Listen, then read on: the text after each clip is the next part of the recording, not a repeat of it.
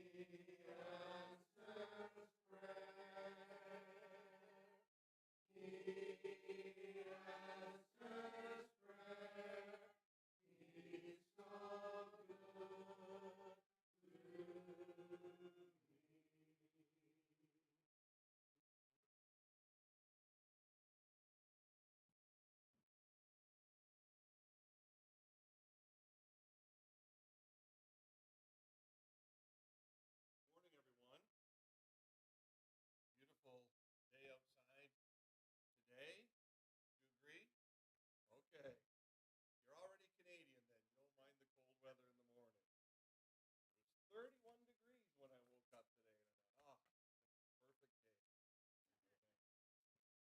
Glad to be here. Glad to be in the presence of God, singing His praises. We studied in our Bible class this morning about the reality of the Christian ministry, that we are beholding the glory of the Lord. We see the transformation of one another into God's presence, and we can do that unafraid, gaze at the glory of God. That's a wonderful thing that is ours in Jesus, and so we're always happy to be able to sing Jesus' praises, and we're so delighted to be together whenever we can. A reminder that the one group is going to be meeting at Karen Cuthbertson's home on November the 13th, and so keep that in your calendars if you're interested in attending there. Number of people that we're keeping in our prayers: Linda Monforton, Cole Murray, Brown. Tim, of course, has been diagnosed with prostate cancer, and we got the bulletin.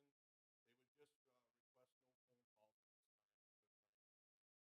They're trying to still processing the news, but we want to keep them in our prayers. Want to keep Sherry in our prayers. She's going for her knee surgery on the 14th of November, and it's not guaranteed it's going to be successful, so that's what we really are praying about, that things are going to be okay. Ruth, your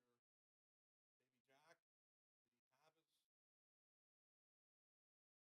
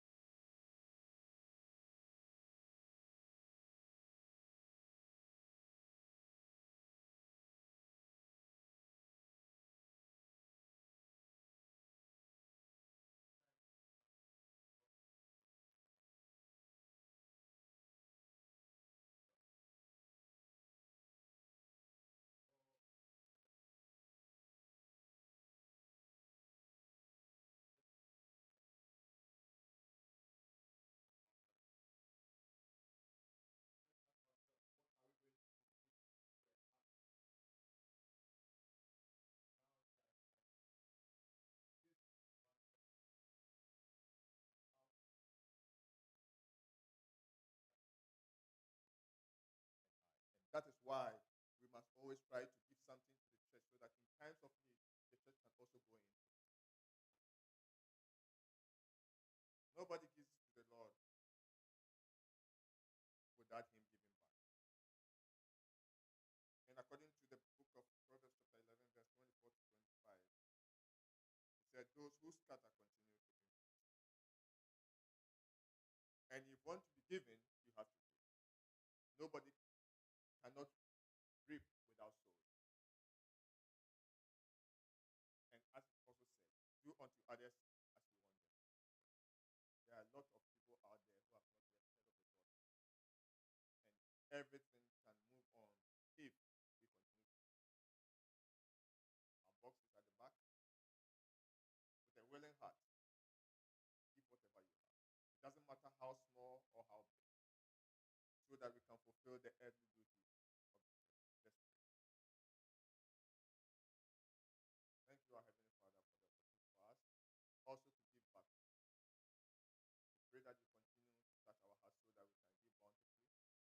Support all those who are in need and those who we have to reach with your gospel, so that we will not become guilty of their life the day we appear before you in the judgment. We pray that you continue to be with the elders, give them wisdom and understanding together with the speaker, so that they can manage the funds of the congregation as you have written. In Jesus' name we pray.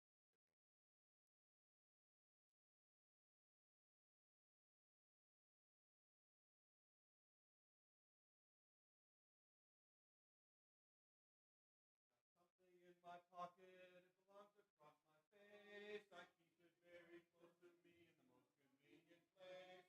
I'm sure you wouldn't guess it if you guessed a long, long while. I'll take it out and put it on. It's a great big Christian smile. No one else is smiling. What's going on here?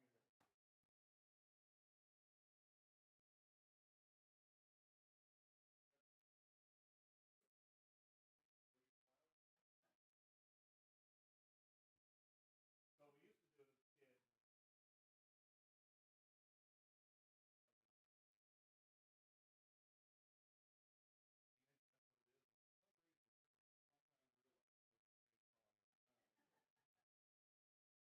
I've got something in my pocket, it belongs across my face. I keep it very close to me in the most convenient place. I'm sure you wouldn't guess it if you guessed a long, long while. So take it out and put it on. It's a great big Christian smile. Okay, everyone who smiles can go home.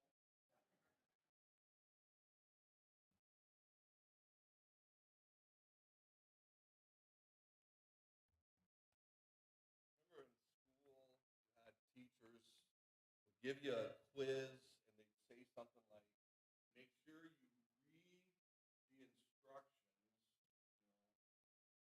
You would be one of those kids who just wanted to get the test done, so you wouldn't read the instructions. You'd start answering, and then you'd wonder why like half the class was finished because the instruction was just sign your name and hand it in. And it was a good message, right? Do you really read instructions or not? So how do you sing a song about having a great big Christian smile and not have a smile on your face? Like, are you just mouthing the words or whatever? Kidding. In your Bibles, if you want to follow along to Revelation chapter 21, verses 1 to 5. Sarah was hoping to be here today, but because she had to get her shingles vaccine and she's had a bad reaction to it the last couple of days, so but she won't have shingles sometime, so anyways.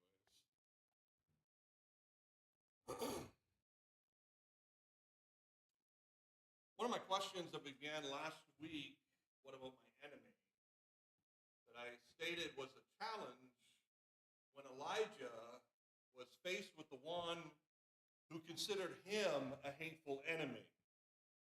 Elijah was faced with the one who had hunted him and so many others like Elijah for years. The one who was finally confronted by Elijah with the words from God that would finally bring justice to Ahab, that Elijah would finally be free from his enemy, the one who considered him an enemy. Justice would finally come, and King Ahab would meet his destruction from God. And then Elijah, the challenge was, Ahab all of a sudden humbled himself. And God challenges Elijah if he had seen it. Have you seen this, Elijah? He will not be destroyed. The one who made your life, as what some people would say, a living hell, is going to be let off. Are you okay with that? You have to. God tells Elijah. And we challenge ourselves, what if my enemy is in eternal bliss with me? What happens if my enemy is in a moment where they need grace and not judgment? What happens to me? It's a challenge. I mentioned Miroslav Volf's work concerning the one who had brought him torture on a daily basis for years in the former Yugoslavia. That broke his body. His body could not work properly when it was all said and done. And his main two ideas are, there are things that we need to exclude in order to embrace our enemy. And we remember rightly in a violent world, he says. He declares we can't forget as much as we might want to, but we have to then remember properly. How do we properly remember in a world of violence? And I said he begins in the end and works backwards. He begins in heaven and works backwards. And so we're going to begin in the end this morning, where all of us are headed, where the reality of our surroundings finally matches the reality of who we are in Jesus. That end that we dream about, that end that we are marching towards, the end where we say God is going to make everything all right. Let's begin there this morning. The baptized have a reality of being pure and forgiven and wrapped in the love of Jesus. That's our reality this morning. But we still live in a world where there is impurity. And sometimes the impurity is our own, where we commit sins that need to be forgiven yet again. We are forgiven and redeemed, but we still need to be forgiven again and again.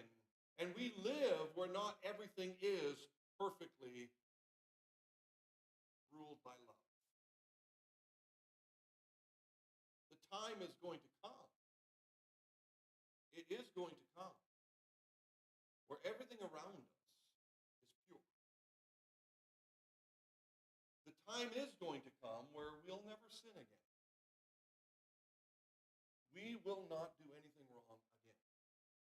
Everything around us will be pure, and everything within us will be pure. And everything will be love. Everything will be ruled by love. And we read about it in different places, but Revelation 21, verses 1 to 5 is one of those times. John, getting a glimpse of our common future, says, "Then I saw a new heaven and a new earth, for the first heaven and the first earth had passed away, and the sea was no more."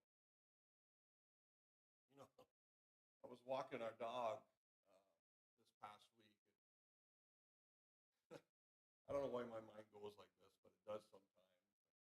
I was talking to Sydney after, talking to her about it. And I said, you know, as I was walking the dog, I started to think, people must get to a point. We don't want to die, but you definitely don't want to come back and live here. Pretty cheerful conversation. But you know, like you don't want to die, but you don't want to stay here. There's a lot of problems here, right? Like there's a lot of issues here. You don't want to stay like this. So when John says, I saw a new heaven and a new earth, for the former heaven and the former earth had passed away, that's good news. And I saw the holy city, New Jerusalem, coming down out of heaven from God, prepared as a bride adorned for her husband. And I heard a loud voice from the throne, this being God himself, saying, behold, the dwelling place of God is now with man. He will live with them, and they will be his people. And God himself will be with them as their God. He will wipe away every tear from their eyes, and death shall be no more. Neither shall there be mourning, nor crying, nor pain anymore, for the former things have passed away. And he who was seated on the throne, this being God himself, said, behold, I am making everything new. Write this down, for these words are trustworthy and true. And if this sounds good, you can stay for the rest of the sermon. Every tear is wiped away from your eyes. What a picture, my friend. That we enter crying and God soothes us immediately. What a picture. You have a memory of either holding your child or being held as a child crying and you're being comforted or you were comforting them. Can you imagine our God doing that? He wipes away every tear from our eyes. There is no death. There is no mourning. There is no crying. There is no pain. And so we know that in that moment, that eternal moment, there is nothing that is going to be challenging for us. There's nothing that's going to make us question anything. There's nothing that's going to be difficult for us in that moment. Nothing. Anything you might think of that could be challenging won't be challenging. It just won't be. As difficult as it is for us, because we can imagine so many things that might be challenging, they won't be. Even if Elijah sees Ahab in that moment, it won't be challenging for Elijah. It won't be. There'll be no pain. There'll be no challenge. We know that we're going to be surrounded by love, and we know we ourselves are going to be part of that love that is being produced. It is complete. It is perfect. There will be nothing impure, including our thoughts and our feelings. And so, if an enemy happens to be there, we will be in perfect love, even if we remember everything. Imagine that. It's challenging today to imagine it. But even if an enemy is face to face with us, and we both remember everything, we will not be challenged because we're in perfect love. We have to be if we're there. Jesus can remember Peter denying him. Jesus can remember the Apostle Paul hunting his people. But in the world of perfect love, which is where Jesus always lived, he has no negative thoughts about either Peter or Paul. And that will be our reality as well when we're in perfect love. And the same is true if Elijah sees Ahab. The same is true if you see your enemy there. It's true. And whatever has to happen to make it that you are going to be enjoying the land of perfect love, even though a normal human thought process might claim that you can't. The reality of God's redeeming love is that you can. God is going to do something that means no matter what might appear to be negative, won't be when you're there. Whatever has to happen, God's going to do for us. So understanding that either the person I've hated the most or the person who's hated me the most, if I am face to face with them, we will be embracing in love if we're together in heaven. So thinking about that, let's try to work backwards, is what Paul does. It's hard for him to imagine that Captain G, who tortured and broke his body, he will be able to embrace in heaven, but he does. And he tries to work backwards. How does Jesus, the human, who had been raised from the dead and forgives Peter only a few days after Peter denied him while being on the cross,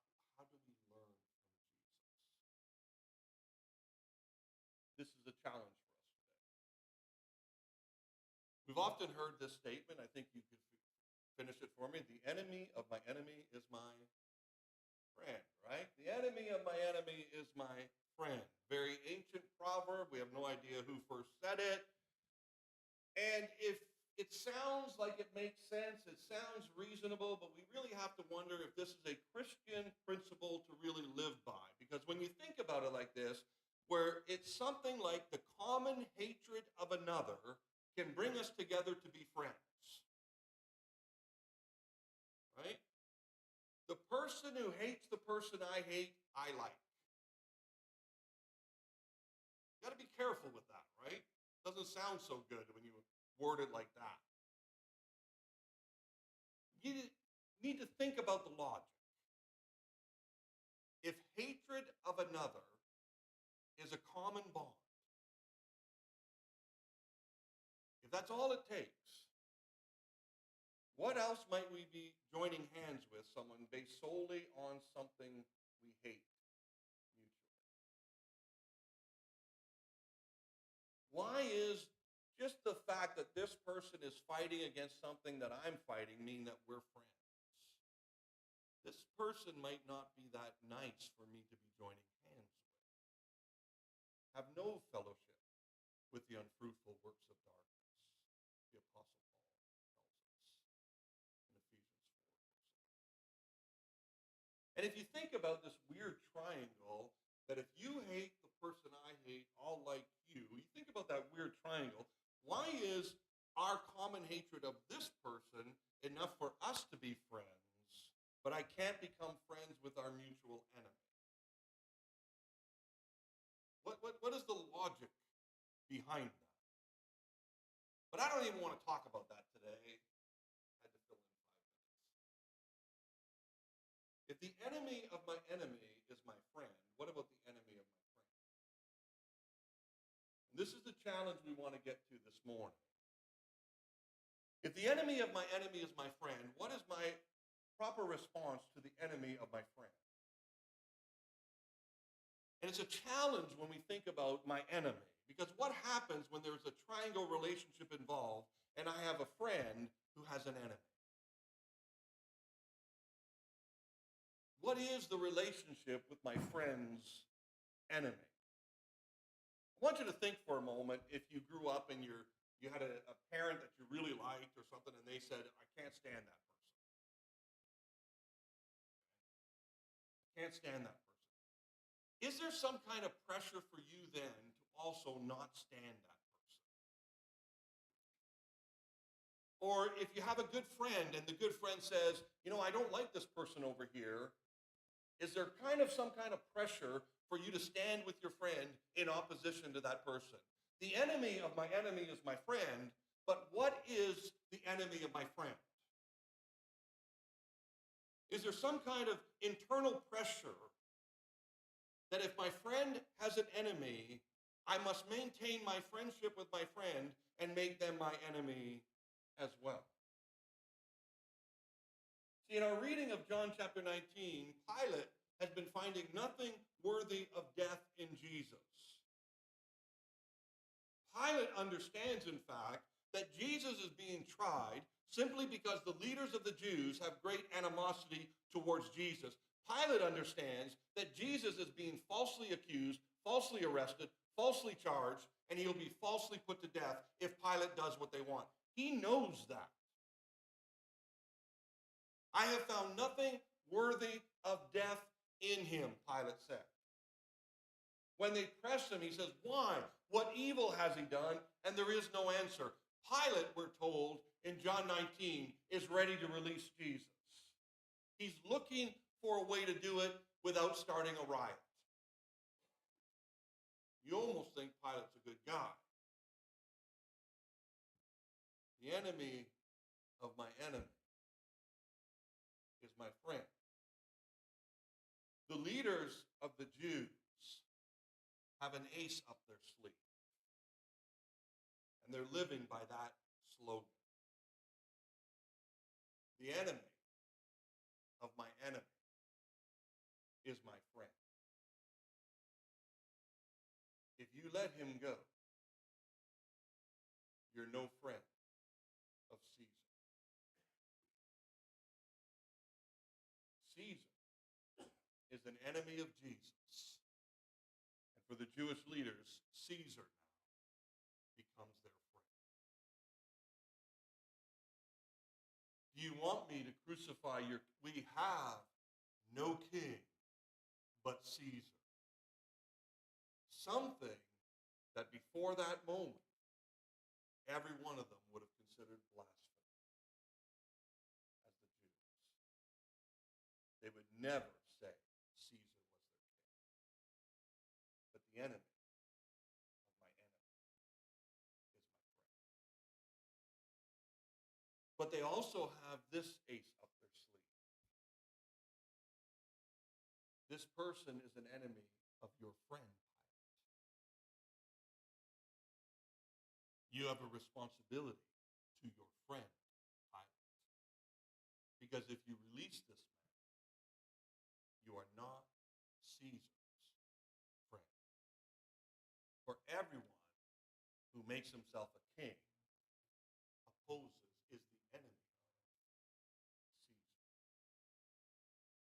And that sets the ball rolling. And Pilate is going to crucify Jesus to remain Caesar's friend. It's better to crucify someone who is your friend's enemy than somehow ruin your relationship with your friend. So I ask you, have you ever felt pressure where you didn't know how to treat someone?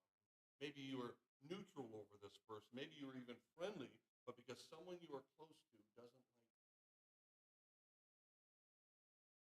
That because they don't like them, all of a sudden you feel this pressure.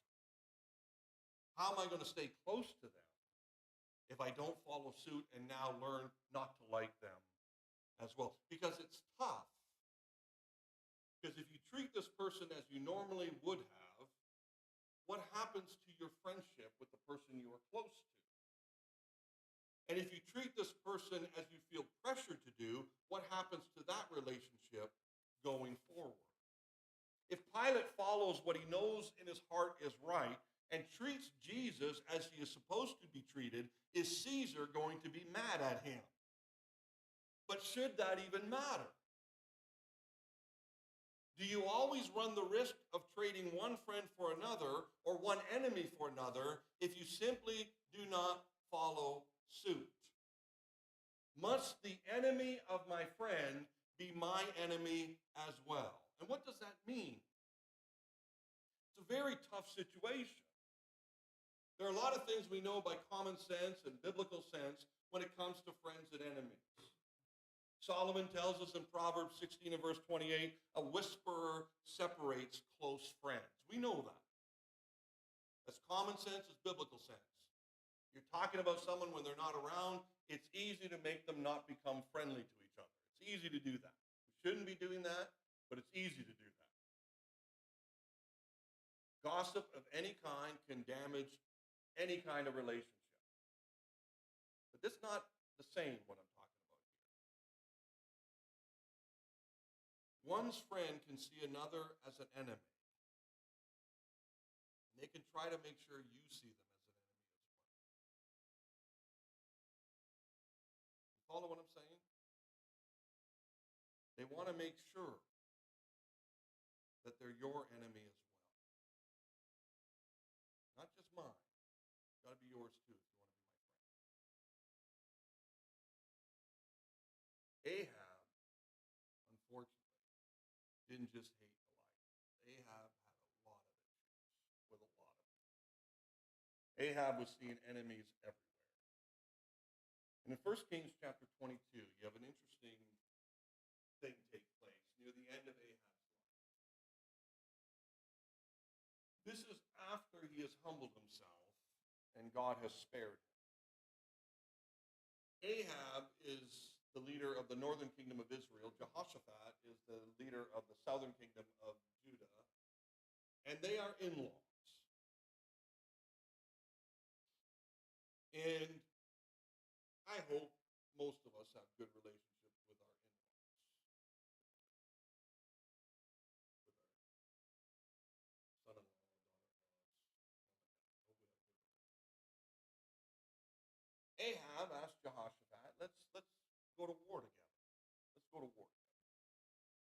Jehoshaphat says, sure. Mistake Jehoshaphat makes, but he says, sure. Jehoshaphat is a pretty good guy, though. He loves God. So he wants to hear a prophetic blessing before they do anything. And Ahab calls a bunch of prophets, and Jehoshaphat says, there seems to be something missing here. And he says to Ahab, is there anyone else that we could call? There seems to be something. Jehoshaphat's picking up on something. And it says in verse 7, Jehoshaphat says, is there not here another prophet of the Lord of whom we may inquire? And Ahab says to Jehoshaphat, well, there is one by whom we may inquire the Lord, Micaiah the son of Imlah, but I hate him. We can call another, but I hate him. For he never prophesies good concerning me, but evil. So Jehoshaphat says, let's call someone else, a real authentic prophet of the Lord. And Ahab says, well, there is someone, but I can't stand the guy. Why can't you stand him, Ahab? Well, he's always saying bad stuff about me. Ahab, again, isn't learning the lesson that maybe there's a reason God's prophet is saying bad stuff about you. When you go around killing kids and that, maybe that's what happens, right? But watch what Jehoshaphat does. Jehoshaphat says, don't say that. Jehoshaphat withstands the pressure from Ahab. I hate him. Don't say that. Don't say that. This is the type of guy you want in your corner when people are talking about you and they're not picking. Don't say that. Let not the king say so. Don't say that. He teaches us something. What about the enemy of my friend? Jehoshaphat displays the wonderful ability to withstand pressure from a friend to make someone else their enemy as well. Don't say that. We're not talking about standing up for when a friend is attacked. That's not what we're talking about. Because you need to do that. If a friend's being attacked, you stand up, defend them, no question. But even if that were so, what do you do afterwards?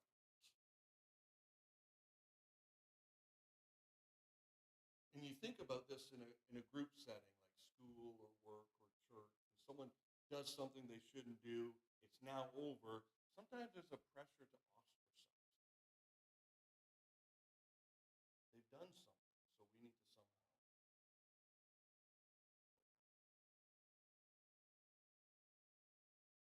In Acts chapter 9, Saul of Tarsus meets Jesus. And Saul of Tarsus was so full of anger and hate that he breathed murder against the Christians. He breathed. In Acts 9, he meets Jesus and he's humbled by Jesus. He converts, he's baptized. And then we're told he attempts to join the disciples and they're still very afraid of him, verse 26. Well, that's understandable. That's a human understanding. If we were in heaven, we wouldn't be afraid of him, right? Nothing challenges us. But it's understandable. They're afraid of him. This is the guy that's been dragging us off to our deaths. We're afraid of him. But then all of a sudden in verse 27, Barnabas takes Saul of Tarsus in, brings him to the apostles, stands up for Saul, despite Saul never standing up for Barnabas and his people. So Barnabas does this action. And as we read about it, yeah, so far so good. We love the story of the Apostle Paul's conversion, and it's a great story about Barnabas being willing to mentor him and all these different things. But have you ever stopped to think about how many people would have thought Saul to be their enemy at this point?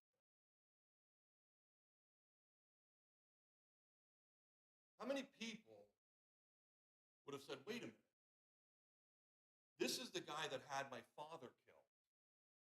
This is the guy that dragged my mother to prison and she was whipped. Yeah, it's good reading 2,000 years later. But this is the guy that made widows and orphans out of Jesus' followers. How many people might have thought the next Sunday, they've got to sit and listen to this guy preach,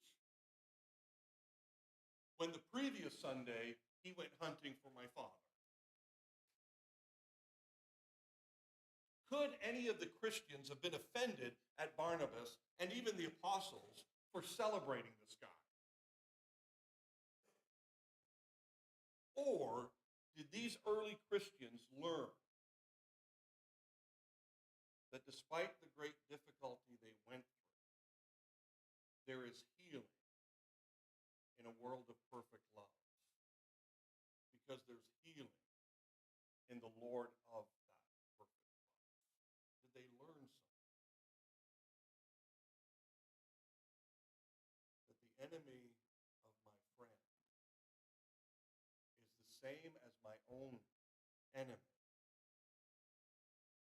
who Jesus tells me to love.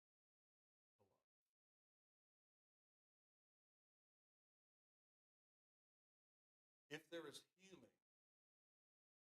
by the Lord of love, my friend doesn't have to demonize my enemy.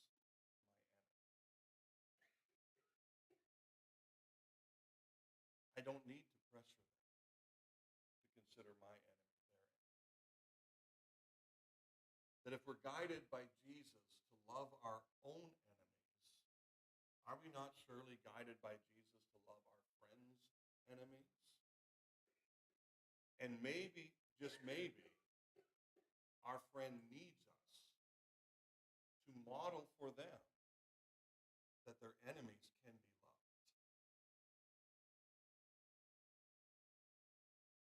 And we can together overcome evil with good. That our friend can learn from us, even feel godly pressure from us to love their own enemies as well. I live in a reality where the one who loves me the most loves my enemy the most as well. Can I still be a friend to Jesus even though he loves my enemy? Now, if I can answer yes to that, then I should be able to be a friend to one of my friends who follows Jesus and loves my enemies. They're only doing what Jesus is modeling for them to do. The enemy of my friend, what about him? He's still someone deeply loved by Jesus. And just as I am called to love my enemy, I must love my friends. And you know, that helps me to not pressure my own friends to hate the same people I do. Because maybe what needs to change is my enemy,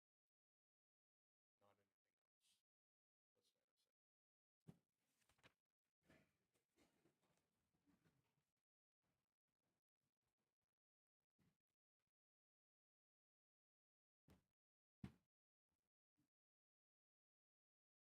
sing.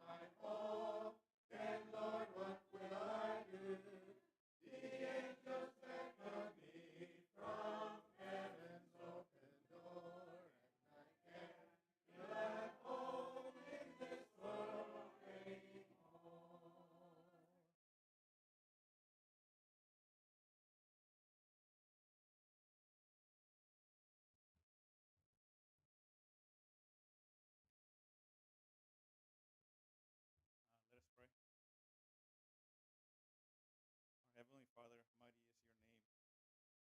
You are ruler of everything, Father. We are grateful for you being a loving God, a merciful God as well, Father. We're also grateful for you bringing us Drew and that he was able to spread your message, Father, to us, Lord, and that we take it to heart, and that we remember that message that we are to show love and patience to everyone, no matter who they are, Lord, even our enemies. Just as you have shown patience and love to us, Father, we are to do the same to everybody else as well, Lord. And as we're about to end this service, Father, pray that you not leave us, Father, but still